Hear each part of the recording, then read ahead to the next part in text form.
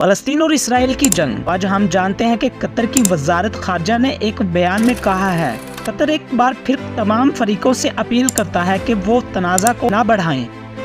दोनों फरीकों को तशद्दुद को मुकम्मल तौर पर तुर्क देना चाहिए। तर्क इसराइल के साथ कोई बाज़ाब्ता ताल्लुकात नहीं है के बावजूद कतर सालसी के मामले में मरकजी किरदार अदा करने आया है।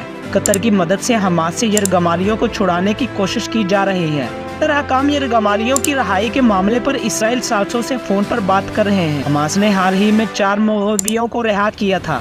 इस पर अमरीकी सदर और बरतानवी वज़ीर-ए-आज़म ने कतर का शुक्रिया अदा किया था। उसके सियासी शोबे का दफ्तर 2012 से कतर के दारुल हुकूमत दोहा में मौजूद है। माहिरीन का ख्याल है कि बहुत से कतर एहलकार गजा जा चुके हैं, हमास के सीनियर रहनुमाओं से अच्छी तरह वाकिफ हैं, लेकिन कतर और इसराइल के दरमियान बैक चैनल मुज़ाकरात खुले हैं और कतरी हकाम यरगमालियों की रहाई के मामले पर इसराइल सालसों के साथ फोन पर बात कर रहे हैं।